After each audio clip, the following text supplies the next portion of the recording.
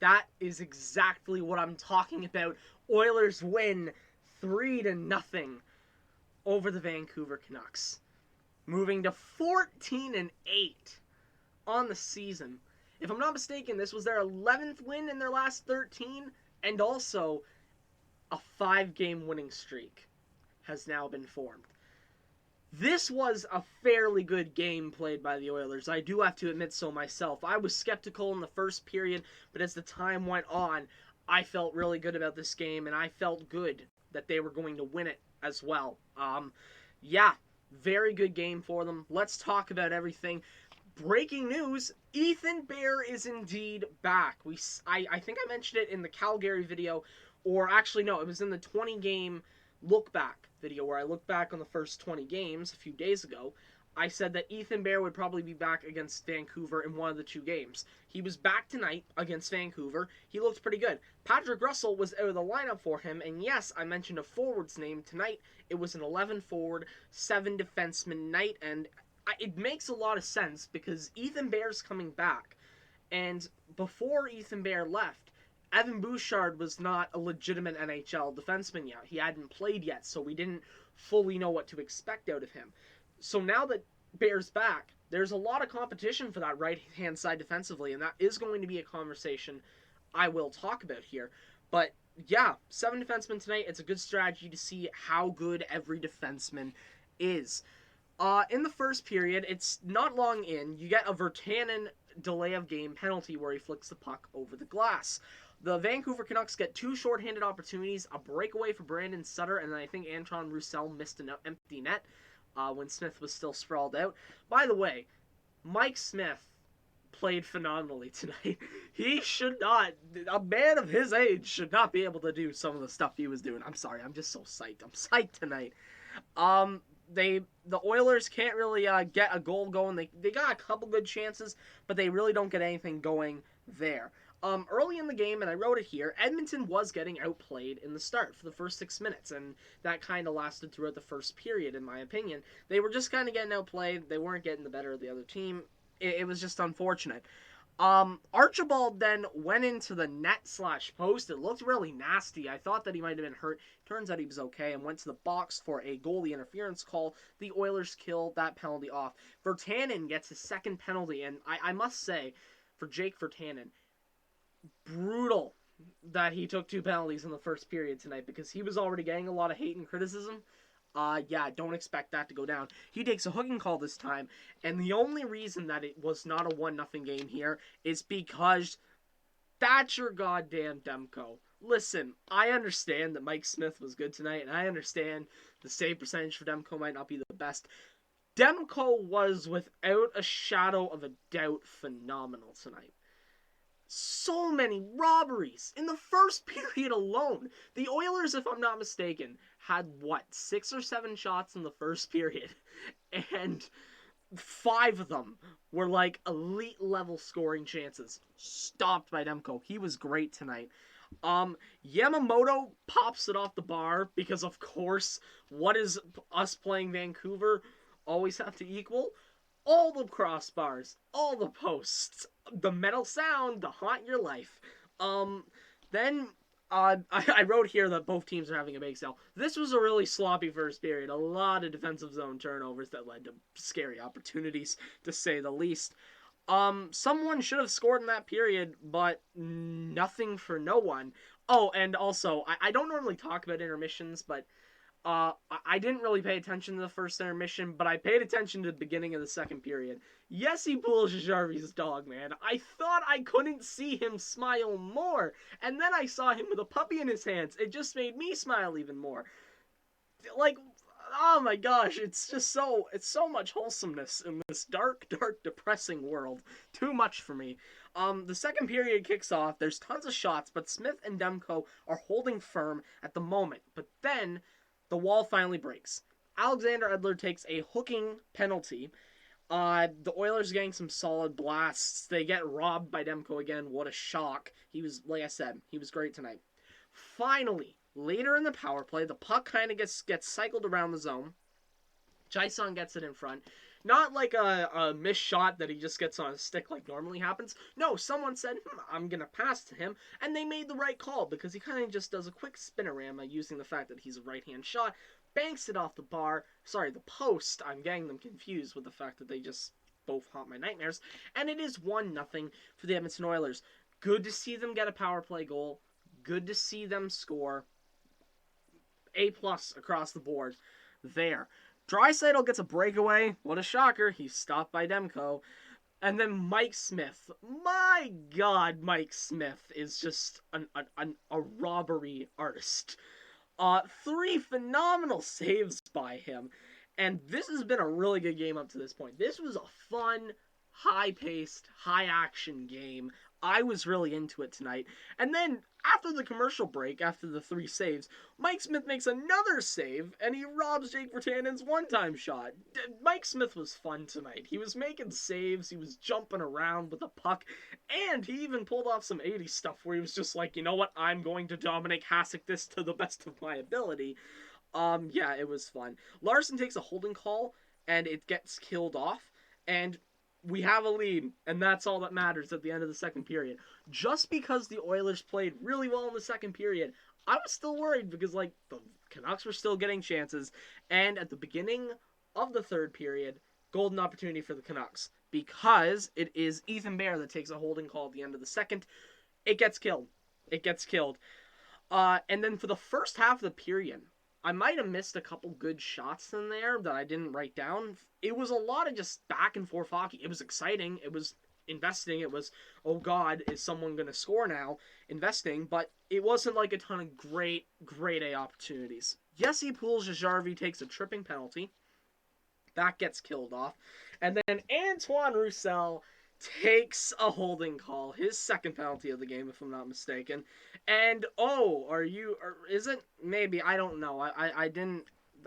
If he did take another penalty in the game, I either said it and forget, or I didn't write it down. Antoine Roussel, he takes a penalty anyways. It might have been the first, might have been the second, who knows. Antoine Roussel takes a holding call. And then McDavid has the puck up high slot area, feeds it down to Draisaitl. He's far out on the baseline. He just takes a bit of a muffin shot, bounces right off of Demko. It goes right to Puljujarvi in front, who scores. We get the smile. We get Jesse Puljujarvi's 6th goal of the season in the past 10 games, mind you, if I'm not mistaken. And the Oilers have a 2-0 lead. And by the way, the cruel irony that Jesse Puljujarvi scores his first power play goal of the year on the Antoine Roussel holding penalty. The same guy who unjustifiably and unconsensually battered Jesse Puljujarvi's face a couple days ago. How fitting it is. And what a shocker, like I said, Jesse Puljujarvi with a smile. He is my favorite player because he has 2 faces. The I'm sticking my tongue out to make me look like I'm really, really, really serious and concentrated on this, and then the oh my God, I'm happy about everything in life face. He's the best. Honestly, he's starting to become my favorite player, my favorite character in a way on this team. He's really starting to become one of my favorite boys. Yeah, so it was a very tight angle. Should also be noted here that it was not an easy shot for him to pull off, but he did pull it off. Horvat then takes a holding call. A couple good chances on the power play, but it was mainly okay, let's shut this down power play. The Canucks then pull their goalie, and I think it was like with 15 seconds left, McDavid ends up just skating in, burying it in the back of the net. It's a 3-0 win for your Edmonton Oilers. Wow, I love this. I really did. So yeah, like, I could sit here and talk about a couple different things. I want to focus the main part of the talking part of, like, the main portion of the talking simply on the defensive situation, because really, like, Mike Smith is good. I don't know if he'll get the start against Toronto, which, by the way, we get to go to Toronto, or Toronto's coming to us. One of the two. It's Toronto. Next, I could talk about the forward core, but everyone played really well forward-wise. Actually, I will give a little bit of time to Jujhar Khaira. My God, listen, I like Jujhar Khaira, man. I know a lot of people were giving him hate to begin the year. I really like what Jujhar Khaira has done. He's earned the third line center role. Like, when Turris comes back, pop him at fourth line center. Let Jujhar Khaira run with this because he's been really good there. And like when I say really good, I mean there isn't a lot of times where I'm sitting there saying, oh, that's not a good play. He's getting on breaks. He's doing good in the offensive zone to grind people down. He's obviously a physical presence. Jujhar Khaira has been great this season. I love it. Then we get to the defense situation, and it's really interesting because Ethan Bear comes back tonight. He looks phenomenal. But now it leads to a bit of a situation because they obviously could run with 11 forward, 7 defensemen again. If I'm Dave Tippett, that's what I'm doing. But most likely there will be a decision made on a defenseman, meaning a defenseman will have to come out of this lineup and we go back down to 6 defensemen. Who is it? Which one of these defenders deserves to be pulled out of the lineup after what has happened over the past few games? Right? Because obviously tonight, like I said, I understand what Dave Tippett did. You put out 7 defensemen.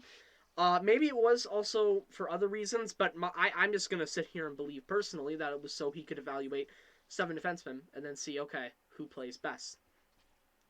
Let's just say a hypothetical situation here. Next game, we have to go back down to 6 defensemen. Which defender is coming out of the lineup? That is a very hard choice to make. Because on the left-hand side, you've got Darnell Nurse, and I think he should stay in the lineup. You've got Chris Russell, and, with him, he is stressful at times, but he's a left-hand shot, and I don't think you want to put a right-hand shot on the left-hand side yet. Don't think we're confident enough to do that.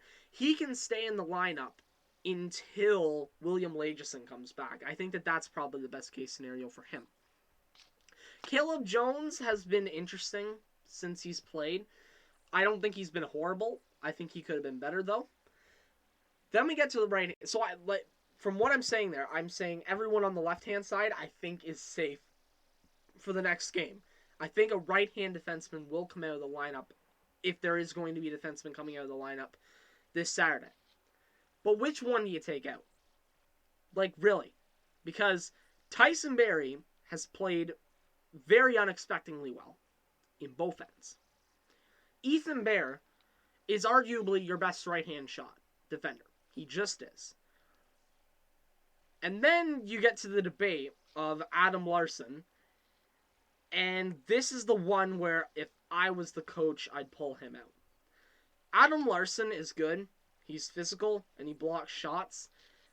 He also takes penalties, and he also has not been that good at times. Meanwhile, Evan Bouchard has played consistently well the entire time he's been in the lineup, has been a key puck-moving defenseman, and is only getting better as games go on. I know it sucks, but if I'm Dave Tippett, how do you keep Adam Larson in the lineup? Like, how do you?